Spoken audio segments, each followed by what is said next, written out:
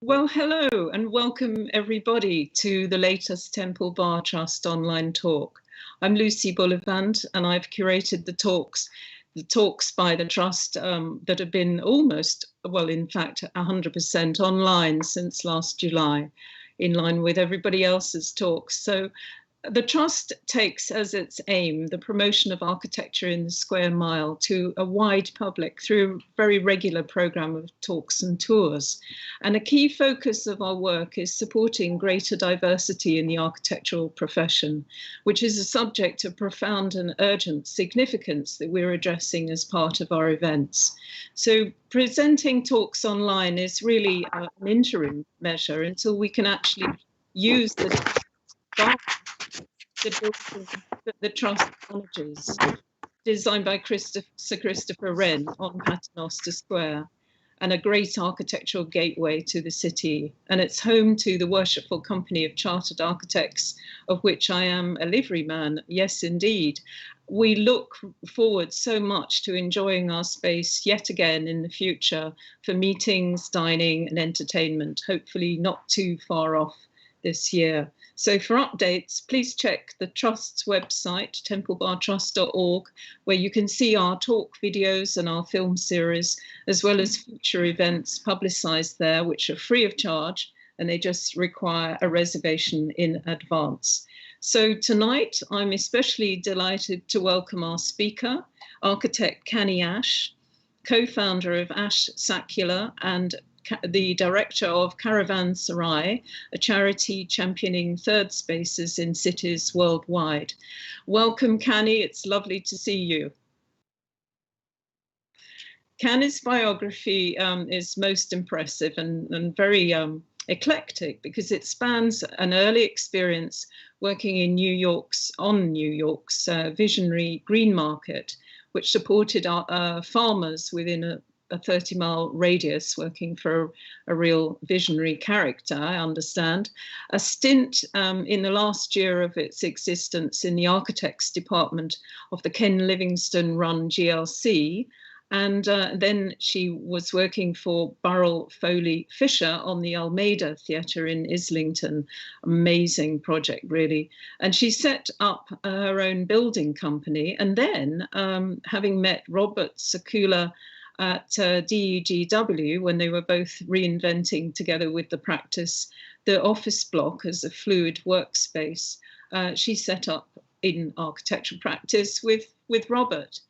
And from that day to this, it seemed to have been so prolific. As many of you already know, Ash Sakula is a small and very much award-winning practice, creatively engaging with so many different critical themes. So adaptable and convivial neighborhoods, new models for housing, creative reuse, creative co-working, the symbiosis between architecture and nature, co-design, and many, many more. So tonight's talk, Cany's talk, is titled Experiments in City Making. And we are really much at the moment, we're very much on the point of a lot more experiments in city making and remaking as we transition out of the pandemic. And Ash Sakula have been experimenting with new ways to bring live voices into the space of architectural production for quite a while now, capturing these live voices from both the present and scripting future narratives as a means to strengthen concepts. Now, this strikes me as a very resonant way to help activate a fuller sense of a place and the potentials that places represent, articulated by wider and more diverse communities. So not about imposing history and past ideas, but about co-creating a living resource owned by everyone. So Cany, we're really looking forward to your talk, and everyone out there listening and watching us right now, after Cany's spoken, we'll have some dialogue between us, and then we'll quickly move on to a Q&A discussion. So please do put your questions to Cany in the chat box. Thank you very much, Cany. Over to you.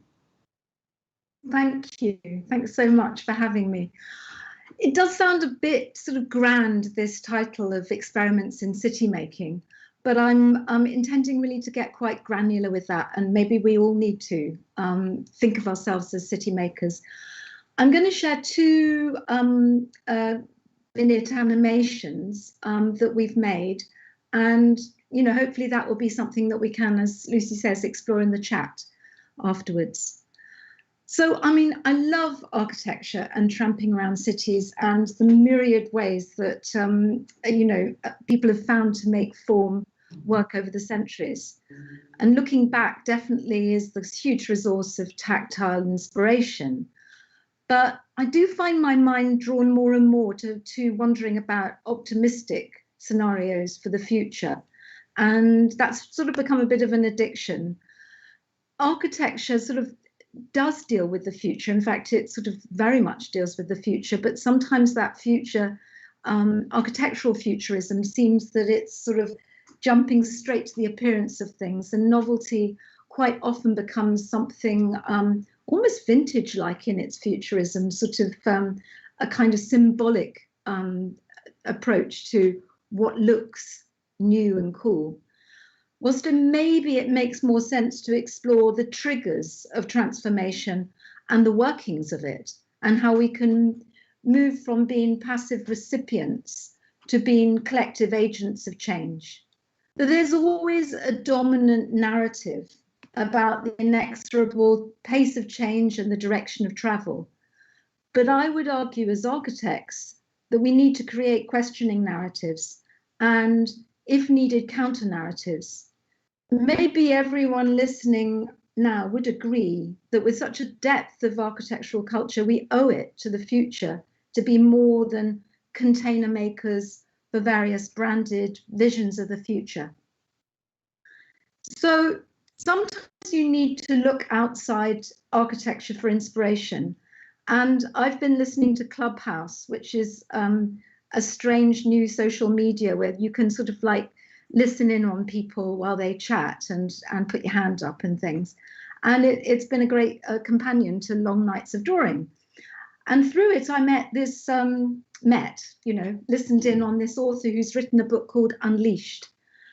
And it's a self-help book, and not one that sort of I'm not sort of a great fan of self-help books or anything, but it was so amazing. It was a real revelation reading this book, and it has sort of quite pithy things to say about, I feel, about the making of architecture. So it says authenticity is not a solo sport. And in fact, I feel that as architects, we need to be looking outside, engaging with people and finding out how we can create a certain fire in the design team and with our clients. So I recommend it. So although we might often design alone, I think authenticity does demand that we really share a lot our tools outside our own studios. And for a while, our practice has been engaging in projects which are not paid for, so we called them campaigns. And these campaigns are sort of a practice research where we've mainly explored things through cartoons and animations and websites. Although, as Lucy said, we did have this 4-year occupation in Canning Town for the Caravanserai where we were exploring third space. But what I'm going to talk to you about tonight is the two places with long, intriguing histories. Unfortunately, I'll need to skim those. And I'd like to start with Ramsgate on the Isle of Thanet and then move to Deptford in East London, southeast London. So, following the White Cliffs in Ramsgate and the harbour topography, you have this amazing east and west promenade, which are part of a generous civic history, different people donating money to make them. And Historic England call it a distinctive form of seaside leisure facility that developed in Britain during the latter part of the 19th century. And actually in Ramsgate, this kind of civic generosity continued into the 1920s, and they greatly extended them. And this is a place which is really great to go to now, and it links all sorts of very intriguing structures. And one of those is the West. So I'm just going to flick through a few intriguing places. One of those is the West Promenade, which looks out over this huge apron of concrete, about half a kilometre actually of concrete that goes out, that used to be the place where the car park really for loading onto cars onto ferries when it was a ferry port. And now it's not a ferry port, it's a kind of purgatory where imported cars and gravel sit. And this hiatus in the town fabric is something which bothers people in terms of the time that it's been sitting there, and also in terms of the space, because it sort of pushes the sea further and further away from people on the West Promenade.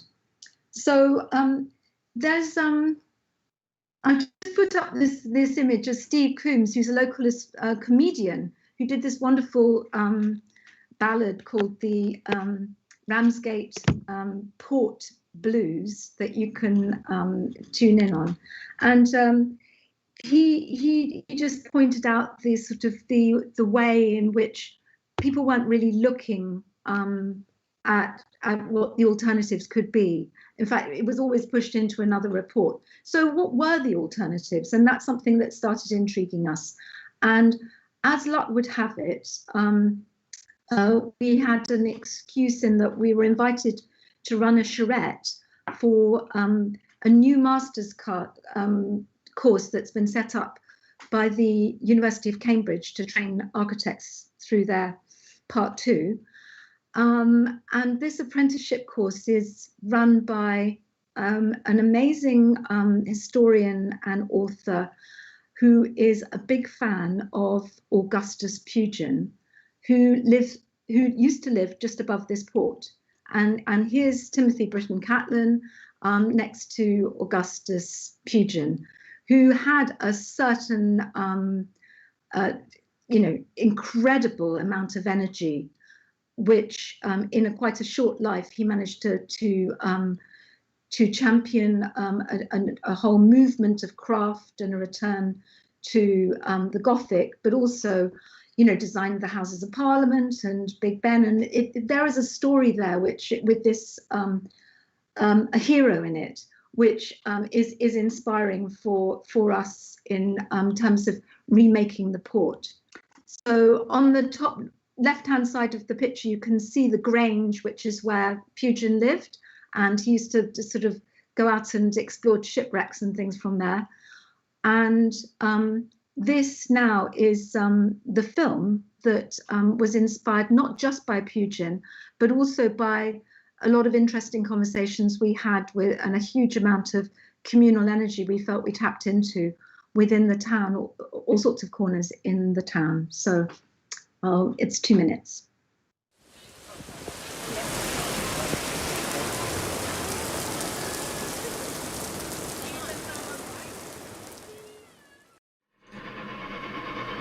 When do we get there? Not far now. Hey, but look at these pictures. This place goes way back. It was once the fanciest resort. They had Dickens, Van Gogh, Queen Vic, Karl Marx. They all came through here. I mean, it was seasonal work, but it brought the money, and then when that faded, there were jobs in the mines. And in the 70s, they poured all this concrete to make this massive port. We had hovercrafts and ferries to France. That's where the big build is. Look, my mate Keith's filming it from the cliffs. The next station is Ramsgate. We're here. Race you to the sea. I heard that they have plans for next-gen fabric research, virtual reality resorts, and a robotics institute. That's so cool. It's not there yet, but we get to help design the 4th Industrial Revolution. This was called the Smack Boys, after Smacks, the fishing boats. They're a kind of child sailors' hostel and chapel where they'd pray for safe journeys. Oh look, there's Jacob's Ladder. Race you to the top.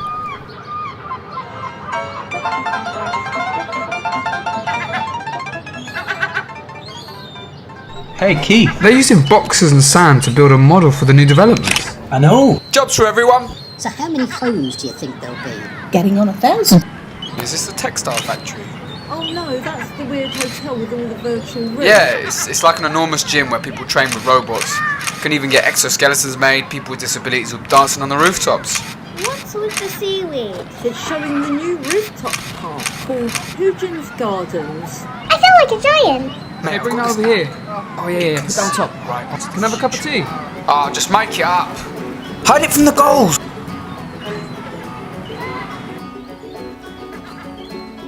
Mate, I've got this app. It can see right into the future.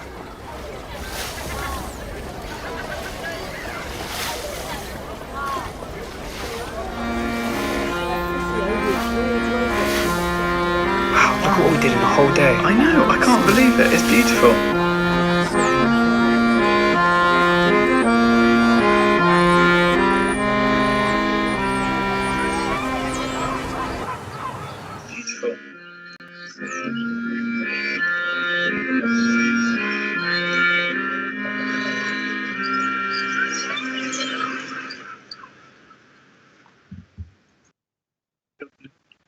Thank you. So before I move to the second film, the idea of inventing co-design and co-production of sort of day is quite strange in that, you know, you're taking a bit of a liberty really. But I think that the idea is that unless we can open up these conversations about what could happen to space and find ways in which people can extemporize, try things out, get more conversations going, we're not going to move beyond the kind of the rather jerky approach to transformation that we've got at the moment. And it often doesn't lead to the most creative, exciting results. So what one could imagine from making a film like this, maybe it's just a fantasy, but that through making this piece of propaganda for co-design, that it could become an annual event, a part of a festival, like they have festivals, a big sound festival in Ramsgate, and they have photography festivals. And if this was an annual event, would it bring in more people, more young people to start weaving their own stories into the place and demanding certain startup spaces? And would it bring in new green entrepreneurial energy? Because Ramsgate is the site of the largest wind farm in Europe, and this port, well, this area of concrete seems like almost like a ready-made sticking out into the sea, ready for a new story about how we can make Britain productive, how we can start onshoring our productive energy and making things. So with the students from Cambridge and from Kent University, we started thinking about what those industries of the fourth industrial revolution, as it's called, could be, and things around creating exoskeletons for people who've had accidents, or limbs and medical devices, robots that can help people train through physiotherapy, new forms of circular economy around textiles, new forms of augmented reality exploration in tourism. All of these things are quite real and they could happen there. So sometimes I think that we don't want to look foolish, so we don't make little scratch films like this, but maybe they are where we should be putting some energy.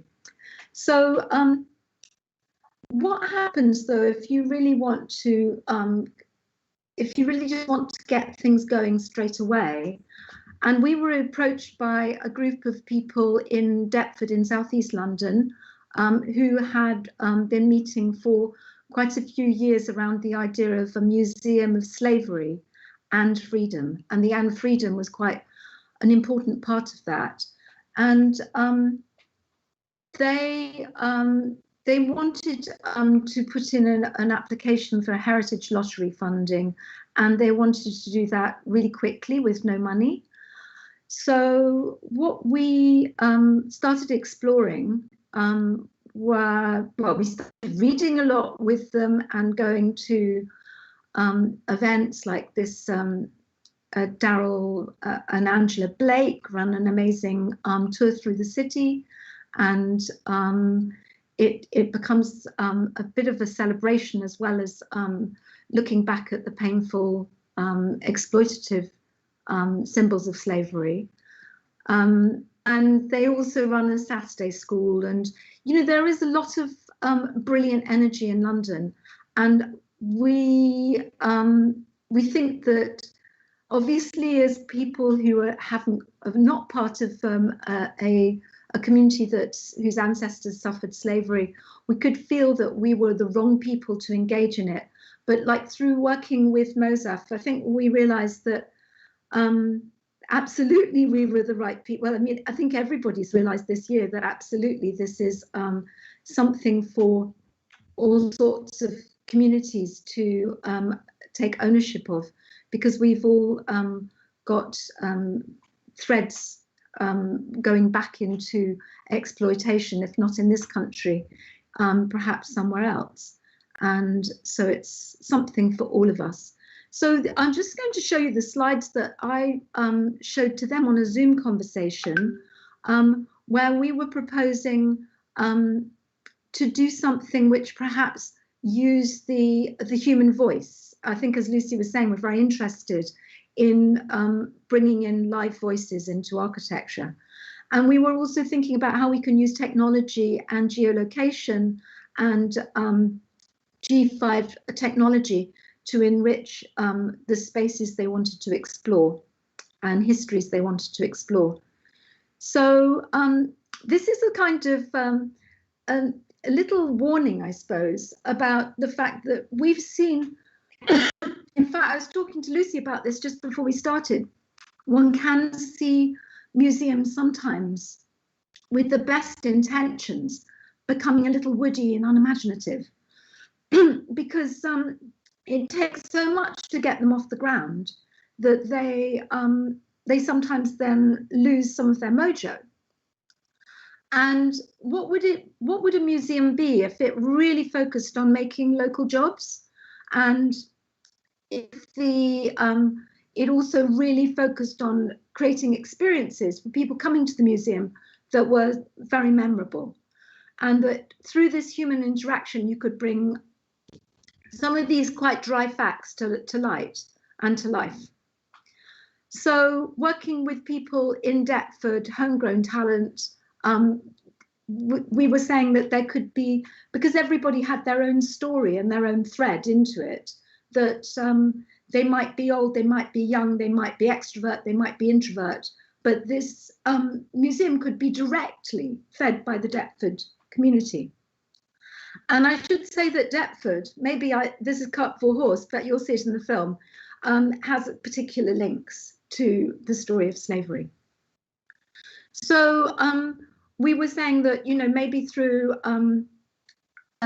taking a really radical approach to inclusion, in that we were including people as to deliver this cultural experience from all sectors and age groups, and using all of the amazing mobile technology we have, we could create something incredible. So now we're just going to listen to Warden, who's one of the trustees of Mozaf and was a big inspiration behind our little film. From Greenwich to Deptford to Southwark, that people can explore these little places, these nooks and crannies. But imagine, instead of having the regular tour guide that you would normally expect to see, you've got a technologically advanced tour guide, a place where you just grab your phone and things come up, images pop up, facts are there, all in the palm of your hand. But you are interacting with the natural climate, you are interacting with the natural environment. Imagine the trips. Imagine the people that live in the community. Imagine if the people that live in the community could be trained in the history of the Deptford Dockyard and the surrounding area, and they can become qualified tour guides. You pick up your phone and you can pick anybody. They choose what time they're doing the tour, a time of convenience. Maybe they're picking up the kids between 1 and 3, they're available. This is not only about respecting the history of the Deptford Dockyard, not only talking about how slavery began in Deptford and impacted on us and the rest of the world, but also bringing a community of people together to create a space, an environment, a place where technology meets the natural environment, where history meets geography, and education is key to empowering everybody who comes on the tour. Just imagine it. Thanks, Warder. I managed to have a glass of water. So this is, Warder was speaking from the vaults of the Pepys Community Library. And some people say that space was used for keeping slaves while they were waiting transit. But probably it was a place where sugar and rum was stored. And that does have a direct connection to the products of the slave trade. And it's really interesting to have old buildings and old spaces which connect us back to the colonial past. Maybe in Deptford, most of the boats that were made, the ships that were made were more convoy ships for the British, that the British Navy used to protect slavers. But it's all part of the same story of shame, and we are kind of sad that this in some ways continues, in that the convoys, the dockyards and Convoys Wharf have become an area for a big development, which approved under Boris Johnson when he was mayor, will be going up 47 stories, and that Thames Path will continue eventually, but it's been closed for a decade, and it probably will be closed for another decade or so. So, there is a sense in which people are cut off from their history through this very development. And at the other end of maybe this strand, called the Deptford Strand, there's a place called the Aragon Tower, which was to have a big community centre in it, and somehow through viability challenges or something, the community centre boiled down to this piece of public art, which is accessible through that little lift, but really is quite a sad space, although maybe we can recapture it. Here we are, this the trustees, and maybe you can see me with some yellow shoes in there, in front of the gates of the docks. And just to say that there's a lot of buildings and small moments which really can take you back into the period. There the gates are, but just the sound of the river and the steps going down to it, you're very much in this maritime piece of history. And now for the film.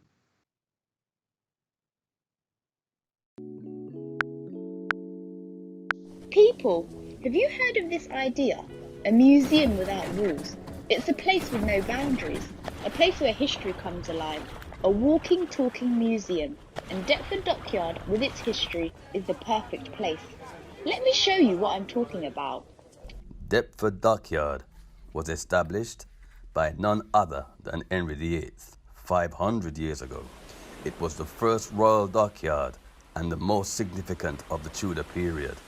What we all know to be Convoys Wharf was then called King's Yard. King Henry himself would come here and watch the Royal Navy vessels being built. For the next 300 years, this dockyard remained one of the principal naval yards in the country, as well as becoming a major shipping dockyard. But as we look back through the history of this ambitious, powerful, momentous place, a dark tale unfolds. In this very dockyard lived the English father of the slave trade. His name? John Hawkins. He is thought to be the first to profit from the notorious triangular trading system. After his barbaric voyages transporting African slaves across the sea, he and many others brought sugar, rum, cotton, tobacco back to Deptford shores. We learn in school that Britain led the way in abolition. What isn't often taught is that the slave trade generated the wealth that created the Industrial Revolution in England and lined the pockets of the aristocracy and the City of London. Look around and you will see building after building produced by the money made from abducting Africans and their commodities. That right there was one of our local guides, Robert. You could meet up with him or one of our other guides and hear their history told in the places where it happened. Look, there's Joyce at the gates. Assalamu alaikum. Jina Langwin Yoifi. I'd like to talk to you about the African slave trade. And Judith on the bank? You'll see a road named the South Sea Company. It was set up to supply African slaves to the islands in the South Seas and the Americas. And Kenneth in the crow's nest? The first time I went to the House of Slave in Senegal, it was so moving. How cool is this? Hearing our history from us, people whose ancestors were a part of it. So log on, choose your guide, book a day, and meet them in the very place that history happened. Our words, along with interactive, crafted technology on your smartphone, will immerse you in the past and give you a different experience each time, specially delivered for you and your group. All I see is beautiful girls, girls, Hey, girls, dog, music, girls, let's girls. go. All I see is beautiful girls, girls, girls, girls, girls. All I see is beautiful girls, girls, girls, girls, girls. All I see is beautiful girls, girls, girls, girls, girls. All I see is beautiful girls, girls, girls, girls. So these animations that we've been looking at this evening, they're obviously not big budget events. They're made by moving a camera over a drawing and but adding the human voice to that space. And I think by doing that, it's an incredibly important and powerful way to bring a lot more voices into thinking about city making. And I see I'm to time, so I'm going to hand back to Lucy. Well, thank you so much, Cany. It was a really rich array of thoughts and ideas and concepts you've really conjured up. A really alternative stance that I hope will become mainstream. Not only have you, you didn't know this, but two places dear to me in my childhood were Ramsgate and the border of Deptford and Woolwich. Ramsgate, where I went with my family to eat cockles and sit on the beach, but down in Deptford, Woolwich, where I was a member of the Greenwich Young People's Theatre. So the Mossaf project, let's unpick this a little bit, but the Mossaf project is coming at a time, and I do dearly hope that it's realised. It comes at a time when it's so important that we decolonise history and education. And it strikes me that you made the point about the very common jerky approach to urban transformation. So we need to do everything we can to avoid the normative and the homogenous, which is dominating urban regeneration and placemaking. But the beauty of the way in which you approach what you do by using geolocation media of mobile technologies and the hyperlocal process of animated guides with this sort of deinstitutionalized museum concept that's so wonderful, is that you're really opening up this question of what stories do we need to be told? Whose stories are they? And can we have more? Can we be more empowered in the stories that we tell each other? I mean, obviously with MOSAF, they need to be able to explore everyone within the community group and their constituency. A need to explore the effects of slavery and the ongoing struggles for freedom, because that's the history that has not been known about, that we need to have opened up. So there are a number of questions I've got in my mind, but let's say that can you see the tactics that you're adopting, which are very interpretive and curatorially driven as well, which is wonderful, which has always been a part of architecture? Can you see them becoming more commonly part of placemaking? I think that for MOSAF, what's important is the local community that they're very connected with through Deptford Action, which is on the High Street, and through the Resource Centre. I think that the thing that is a game changer in this is if you can create income streams for local people who are able to find a few hours to engage. And I suppose the time that we're in at the moment with COVID in London, it suggests some kind of slack energy among you mentioned the Young People's Theatre, among actors who are perhaps able to, with the right funding, and we haven't got this funding at the moment, but with the right funding, you could imagine bringing in a lot of talent, which is at the moment not being used, and pairing it with local people so that people could find writers to work with them and actors to rehearse with them, and just build up confidence levels so that you have a product that you can sell on an app. And you can, like Warder was saying, like between doing your part-time job and picking up the kids from school, you could go out and curate your own environment for audiences. So that can either be very much a one-on-one experience, or you might take on 50 people. And because this is public space, and we really have to use public space in order to keep it public and keep claiming it, that is something that is not in anybody else's gift. Of course, it would be good to get some funding to do for the training and to get to get this the app off the ground.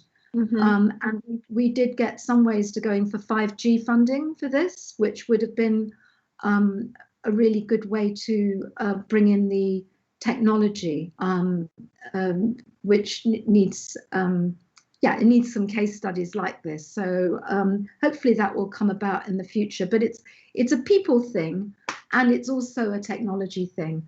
And you can imagine once you've got that running, you can do night walks, you can do music performances, you can do storytelling, which gets passed around from person to person. All of the things that probably we're pretty good at thinking about if we just let our minds a bit looser, really, on the problems. There's a great, just in terms of resource, there's UCL have a slavery unit set up by somebody rather brilliant, whose name I can't remember, and she but you can go and see where all the money that was given out at the time of abolition in reparations went to. So you can see where the slavers basically lived throughout the country, and a lot of them are dotted all around this area and in London. And then of course there were the multiplier effect of people who were involved in supplying and vinciling the shipping and marine industry. So it's a sort of grey area. It's not like there were goodies and baddies. It's part of our history that we need to own. Definitely, and I think that what is so beautiful about your particular approach is that you're democratizing design. I think, this type of approach, I mean, you're obviously with the MOSAF, you're coming in at a very early stage doing a feasibility study. And with the Port Thoughts, it's an alternative proposition. It's not so much the full-blown feasibility study, but, the alternative ways of looking at things, more improvisational, more calling on the foundation of people's desires in a genuine sense rather than just paying lip service to them is really brilliant. So I see that we've got an audience question from Nico MacDonald. So let's have this one, because it's very pertinent to, well, it's relating to MOSAF. So Nico would like to know how you're bringing architectural ways of thinking to your work at MOSAF, whose key feature is not having a location or firmness in the sense of, in the Vitruvian sense. Mm-hmm.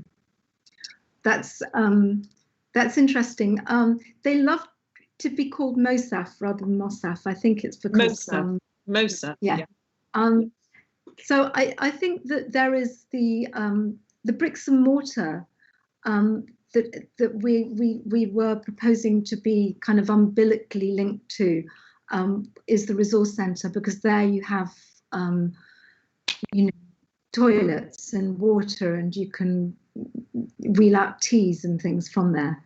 But the idea was to take the great outdoors as a piece of architecture. I mean, there's some amazing plane trees, amazing buildings, and to really start to appreciate the Thames, because it's very much something that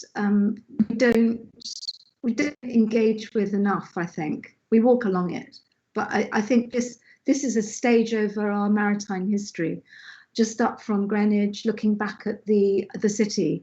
And so I would argue that, given a few kind of firm umbrellas, this is an architectural project, as well as a performative one, as well as a community one. And maybe we need to fuzz up the edges of our architectural activity.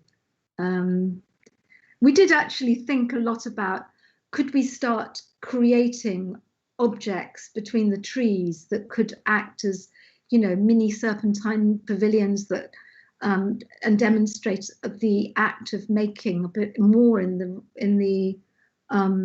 the way of the Caravanserai, which encouraged people to build and to learn to build. But it's also really great to be light on your feet, and the act of bringing people together and using a voice to make your architecture is also quite powerful.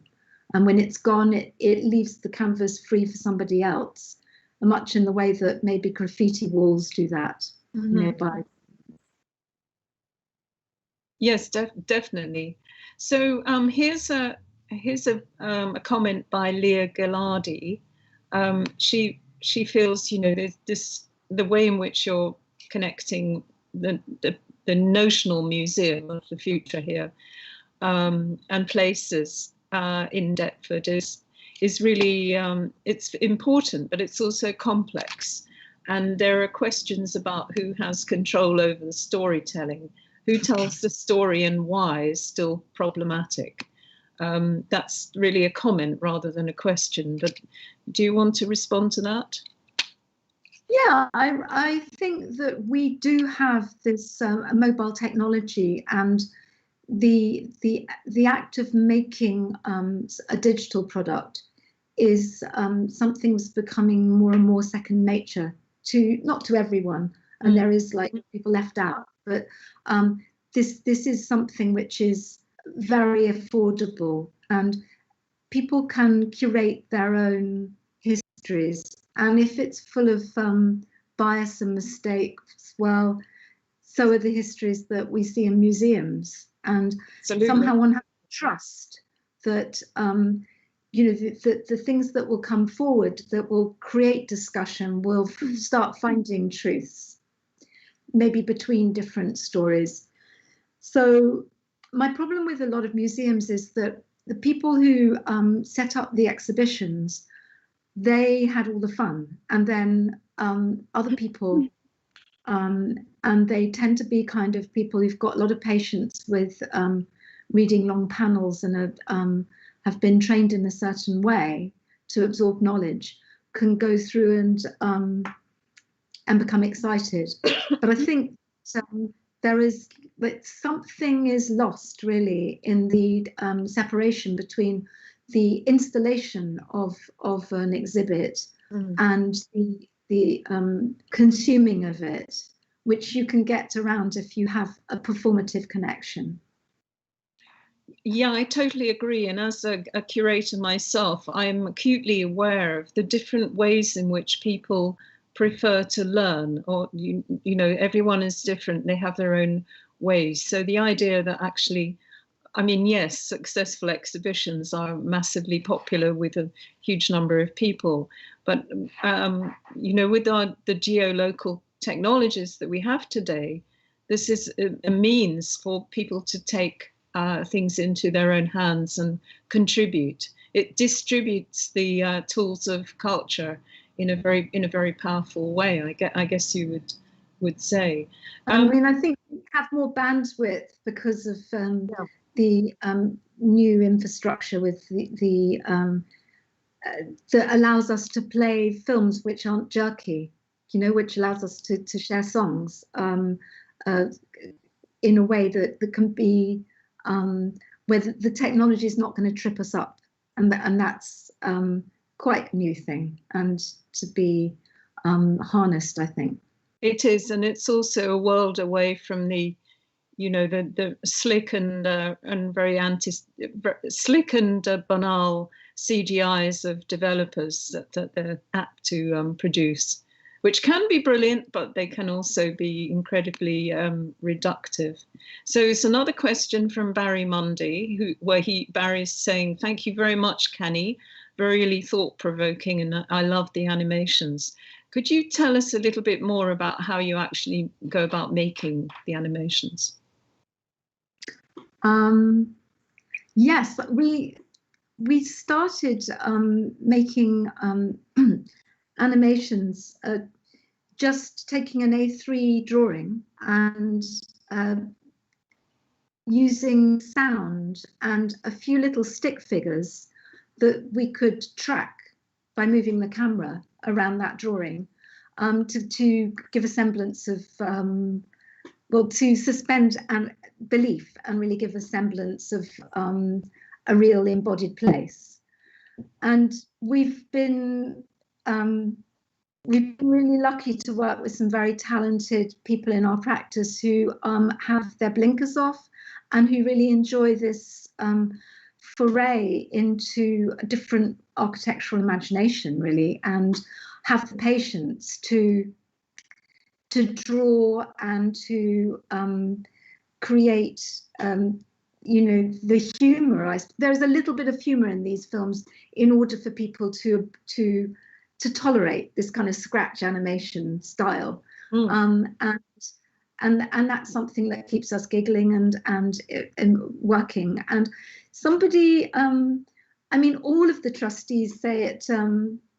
Most stuff were fantastic, but Ward was particularly good because she's a language therapist, and she really understands the way that you build up confidence in people through working with their voice and encouraging them to extend their expression and to get over any hurdles they've got. And so this cultural understanding goes right through all abilities, and she's just really passionate about inclusion. And of course, a lot of us as architects, we're pretty locked up, to be honest, and it's really a chance to get out and to hear more and to absorb more perspectives, really, to get our blinkers off from form. But thank you. Cany, you strike me as one of the least shut up architects I've come across.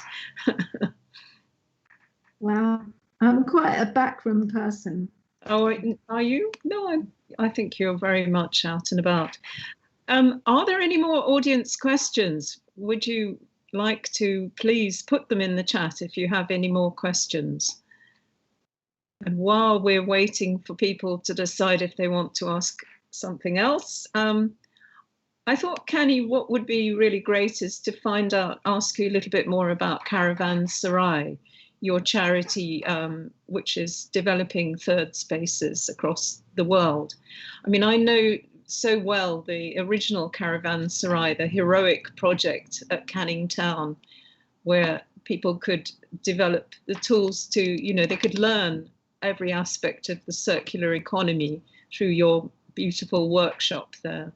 And it was there for 4 years, wasn't it, as we said earlier? But tell us a little bit more about how this charity of yours is taking off. I think it's really feeding in rather than taking off at the moment. Okay. The way it started was in 2010, there was a competition called Meanwhile London, which was aimed at taking spaces that would be seen by visitors to the Olympics that looked, weren't the glories of London, looked a bit tatty, places where buildings have been taken down and not the regeneration hadn't started, like Canning Town. And the idea was that there were 4 sites that were on offer that you could bid for. There wasn't any money attached to these sites, but we went for the one that was potentially offered for 5 years rather than the ones that we could have for 3 months, because we actually wanted to try out these ideas of third spaces, which is a place that's not home and not work, and which would create a place for people from very different walks of life to fall naturally into conversation. So when we bid for the in the project and we won it, there were actually 2 blocks of flats there, 2 slab blocks, 4 stories high each. But unfortunately, and that was going to be a hotel for artists in the Olympics, and we were going to have a lot of workshop space for local people. But unfortunately, they decided to knock them down, and they gave us an empty site which had no water and no services, no electricity or anything. So at that point, we had to decide whether we would continue or not. And it's just quite difficult to turn down the opportunity to occupy an empty site in the middle of London and to try things out. So meanwhile, who the social enterprise gave us £4,000, and that's how we started. We started to with a few containers and people who wanted to join volunteer internships to create kiosks for the Olympics, big tables for communal feasts, places for performance. And the idea was that you didn't really need any money to be there, that tea would be served. There was like mint growing on the site and tea was served all the time. And so it was a sort of a land of milk and honey in the middle of what is quite a complex and noisy part of the world at the moment, where Crossrail's coming through and just surrounded by construction sites. So sort of coming in through the gates of the Caravanserai was coming into a world that was where the rules were different, where when you came in, you were treated as a king for a moment or two, and really welcomed onto the site. So the rules were that you did talk to people unless they didn't want to be talked to, and that created a really convivial atmosphere, which we then fundraised continually to keep it open for the next 4 years. But I think that a lot of people learned a lot on that site, and there were lots of lessons to be learned, as they say, things that could have been done better.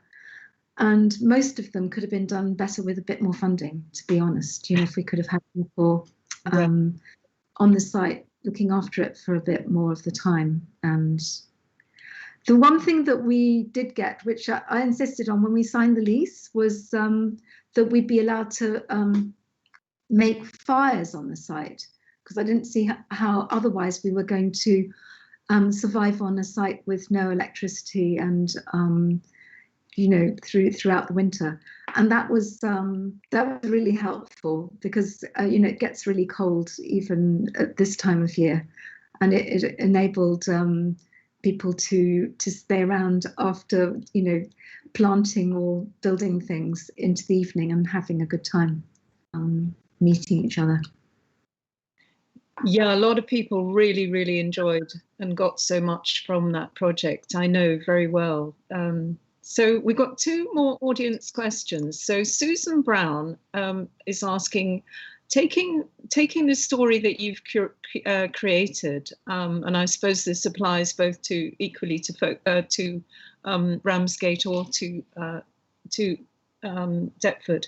Would you say that to create it to enable people to see a vision that you have, or is it to provide a vision so that communities can begin a journey of what might be? That's a really good question. I think ideally both. I mean, I think that one of the things we feel at Ash Sakula is that engagement doesn't really work that well if you just put out a lot of blank sheets of paper.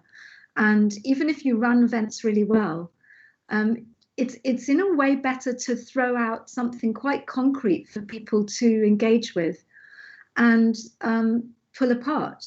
Because if you've created something which is tangible enough to be spoken about, then there's a chance to have the cousins and the grandchildren of that project develop, and nothing happens quite so quickly if it's just an empty stage.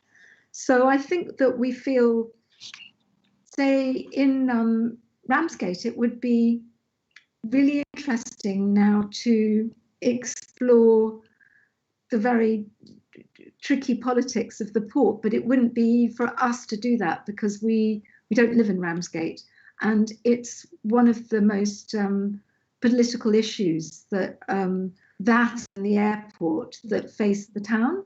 And I think that the thing that's often difficult for people is they don't feel empowered because they're not a professional of any that related to property, and they don't recognise their local knowledge as expertise, when in fact, of course, it is the greatest expertise. So the fact that this is costing sort of about £2 million a year to keep in the state it is kind of tragic in a place where there's a huge need for new exciting projects for young people, and there's some kinds of inventive cross-funding that must be possible. Not people with our skills, but we want to work with people who have those skills. We want to be on tap, and we want to develop networks from project to project, because often there are echoes between projects and really useful links. So I think that the answer is that also and yeah, we like to keep these things happening, but also we're really handing over all the batons. Well, that makes sense. It does totally, and it's tremendous. I think it should be either a body like Nesta, or say the Design Council, for example, that could be facilitator of the broker of such arrangements between you and these bodies. So another question, we've got two more audience questions. So Sumita Singha would like to know, how do you create places that people feel are genuinely theirs, rather than places that people feel that they've been given?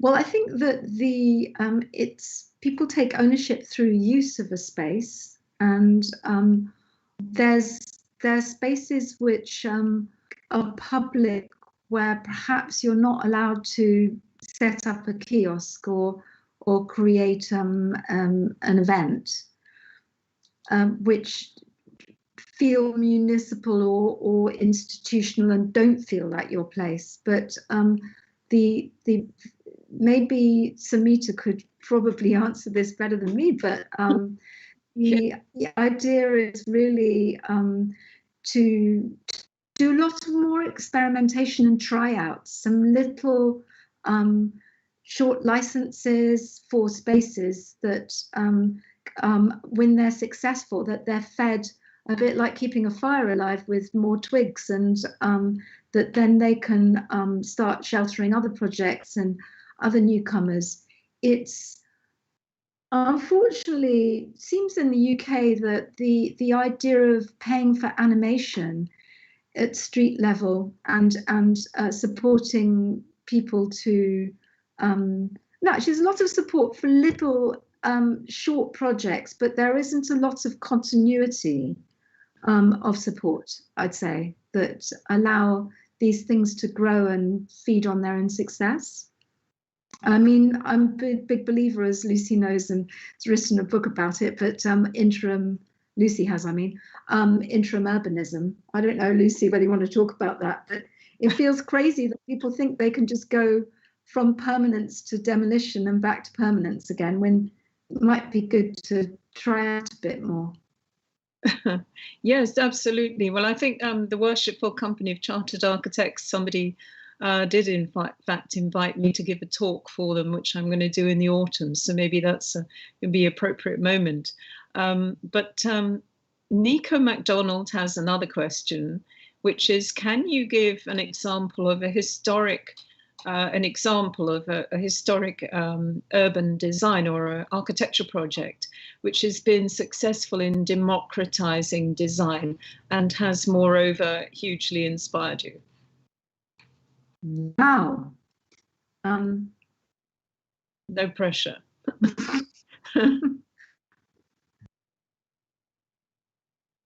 I mean, really is the city, it's everything. You know, London is a playground for projects that inspire, and some of these happen during festivals, are quite ephemeral and create dialogue.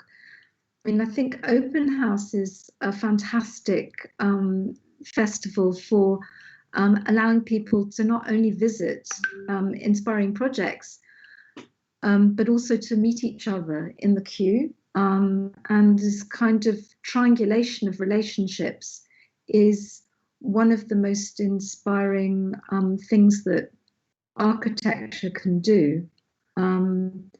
You know what? I might have to make a list of 50 of these things and put them on a tweet. Write a LinkedIn post, or that would give you, where you have a bit more bandwidth with LinkedIn. Okay. I completely agree with you about Open House. I think what Finn Harper, the new director, well, he's been there for over a year now, actually. His whole ethos of his program is magnificent. So I totally agree with you. So I think we've come to the to the end of the questions. So Cany, I think that we all we can do is just bow down with admiration and the inspiring examples that you presented this evening. I mean, I do so genuinely think that an experimental approach to city making is so important in these times. And you've got a lot of experience and a lot of wisdom, but I think that the tactics and the tools that you're adopting are just wonderful when it comes to placemaking, because placemaking is a very rich, multidimensional practice. And you know, the stories that you're telling also are ones that are very little known about, but you're working with people directly. So in that sense, you're in a way following not in the footsteps of Jan Gehl, because he has his own method, but I think he would say that the people come first, wouldn't he? Yeah, before. And I'm just thinking, to answer Aniko, I do think that the opening of places which are large enough to hold people indoors, like the Tate Gallery on the ramp, that had a huge effect of bringing people together in a very democratic way to just hang out. And hanging out is a form of culture, which we need to find more places like that. And so, Near East and places that we're trying to make in Hackney Wick. We're making Riverside Park there with roof terraces, which are open to the public, as well as ground areas and markets. That's the kind of thing that, and the water space and things, hopefully is going to feel not like a corporate deadline space, but really like a genuine bit of London, which will feel very democratic. And in a more kind of outside London, we're working in Lewes, in an industrial estate, which will be turned into a new part of the city, new part of the town, where there's going to be a really finely woven mix of maker spaces and homes for people. And I think that is what we were hoping for Ramsgate too in that film, that if you have 1,000 homes and you have a lot of new productive industries, that there is going to be the 15-minute city is a real future that we can all work towards. And certainly that feels quite close in some ways this year, with people just thinking differently. Well, that's really tremendous, and we'd love to invite you back again, say in the new year, to tell us more about other projects that you've been doing, because the quality of the conceptualization and the narrative-driven approach is so important. But let's look forward to mingling in real spaces sometime very soon, and it is such a pleasure to explore all these ideas with you. So thank you very much, and thank you very much to our audience. Please stay safe, and we really look forward to seeing you again at future talks. I just want to flag up the reality that on the 6th of May, we've got Jay Ahn, founder of Studio Weave, who's talking about the competition that they won for the City of London Corporation. And he's now free to talk about it. And also going into June, as part of the London Festival of Architecture, which takes as its theme care, talks by architects Magali Thompson, who's based at Great Ormond Street Children's Hospital, which is on the 10th of June. And then on the 24th of June, we have Sana Sheikh, who's founder of Native Studio. So please check the Temple Bar Trust events webpage for details of all three of those, which will be announced there very, very shortly. So thanks again, Cany. Thank you very much to everybody, and see you all again soon.